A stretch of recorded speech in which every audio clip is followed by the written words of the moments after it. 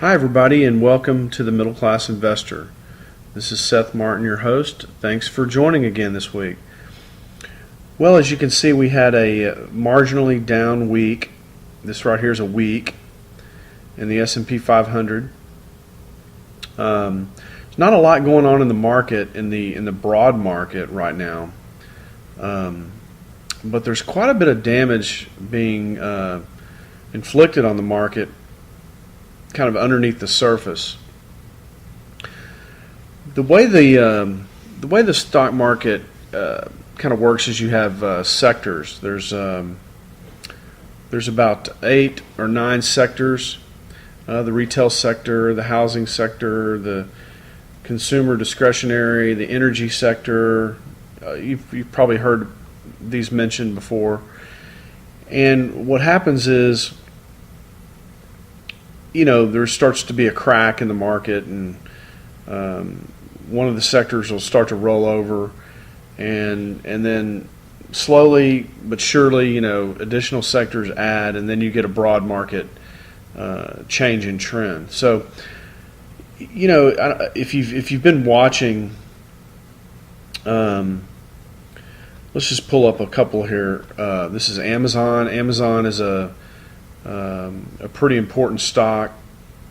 You can see that it's gone from near 400 all the way down to 300, so about $100 loss here just in the last 6 weeks or so.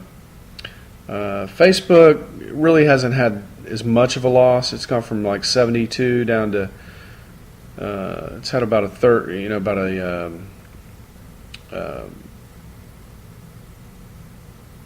what is that, about $15 loss or so. Google's gone from 600 down to 525 or so. Some of the financials are looking pretty weak. Not all of them, but JP Morgan is looking rather weak, and Bank of America is looking rather weak. Wells Fargo is still fairly strong. Citibank has been weak, actually longer, so it kind of sold off and then has been in sideways pattern. Some other stocks that I noticed just that are kind of out there in the news: Salesforce.com. It's gone from mid 60s down to 50. Tesla, that's probably one that people have heard of. I mean, that have been hearing a lot about. It's gone from 265 down to 182. That's a pretty good sell-off. Twitter is probably the worst sell-off in the social media space.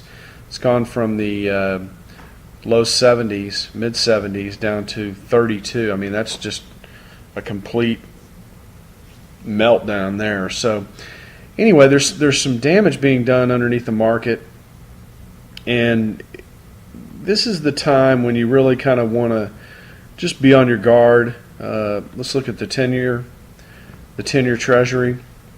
So we've been talking about this for a little while. We had this sell-off, this consolidation. Let me back this up a little bit. And we are looking for that to pull back into this space here around 2.5% interest rate on the 10-year. I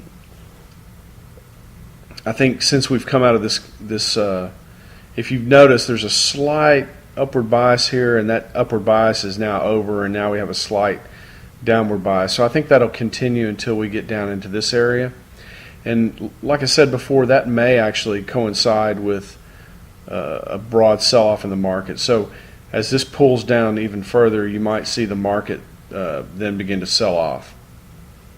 And then what will look to happen is for this support to hold and the 10-year Treasury to resume what looks like the start of an uptrend. If you go back here to it's a little over a year ago, where it looked like the 10-year Treasury bottomed and really rocketed to the upside. There was a lot of nervousness in the market at this time, and I think we expect this point for this to pull back into here and then continue that uptrend. The euro dollar currency pair This I've been following this pretty closely, and you can see I had a 140 up here, and boy, it just kissed that, and then sold off pretty hard. So we're going to continue to watch the euro dollar. I think for the intermediate term anyway, the euro is probably through going up. I mean, you might see it pull back into here and then rally a little bit and then sell off some. The NASDAQ, it pulled back into the support area, kind of broke through it, and then consolidated. The NASDAQ is really on the edge of a cliff here. I mean, there's not much stopping the NASDAQ until you get down here to this 3,300 area. So you could see a pretty rapid sell-off in the NASDAQ if this area does not hold. A quick 1,000 points or so. Let's see, gold and silver. This is not my favorite gold chart, but to really see what's going on in gold, you got to go back maybe more 5 or 10 years. You can see here, gold, this line represented the uptrend in gold. You can see it broke, it kind of retested, and then sold sharply off. I think we're probably going to see another low in gold, probably down around 1,000 before it really starts to, turn and go back the other way. It could kind of slice and dice around in here a little while and then start to turn up.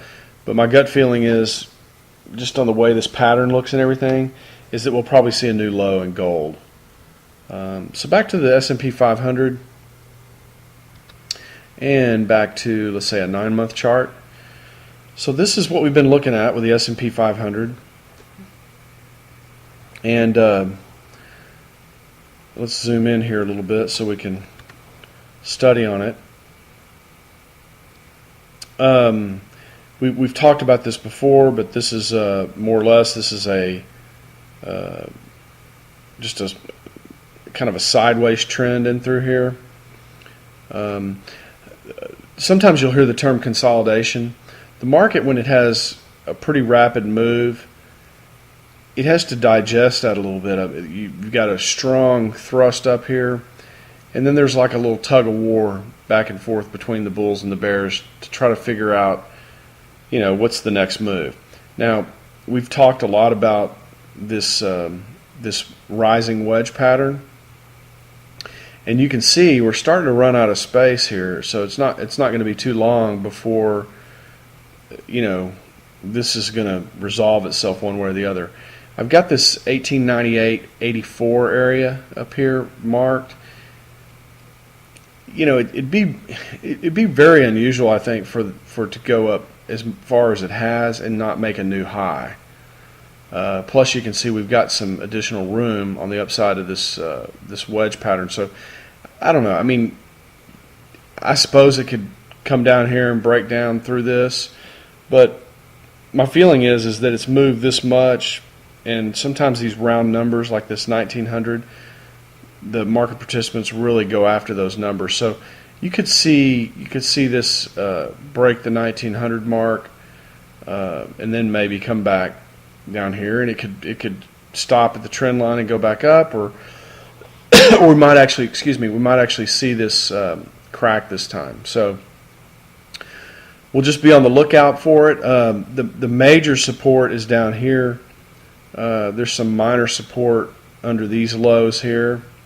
This one's probably the more significant low, because there is a scenario where I could see where it could go up, make a new high, pull back to this low just above the trend line, kind of like what it did here, and then go higher. But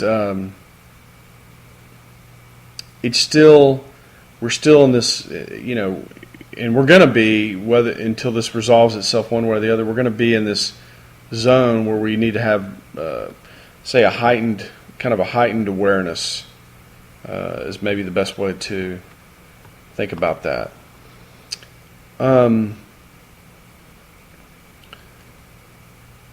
That's really about it this week. It's a short week. We've got, keep an eye on some of the other sectors. Maybe we can just look at those real quick. XLK is technology, is in a sideways trend. XLF, which is the financial sector, it looks like it's sideways to slightly down.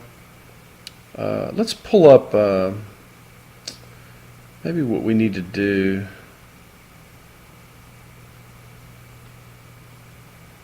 Let's look at a let's put some moving averages here on the chart. We've got it. Well, that's not the right. Let's pick something else.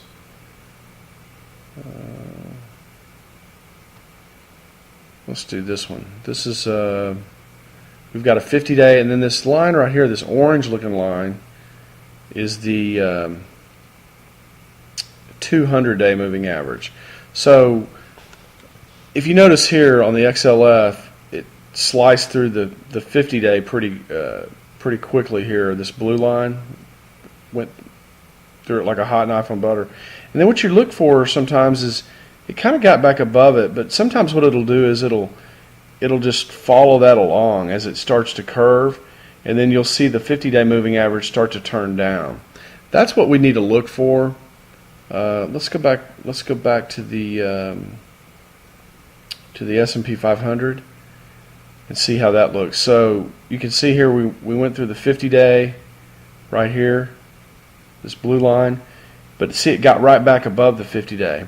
So what we want to look for, the 50-day is an average that a lot of people look at on an intermediate term basis.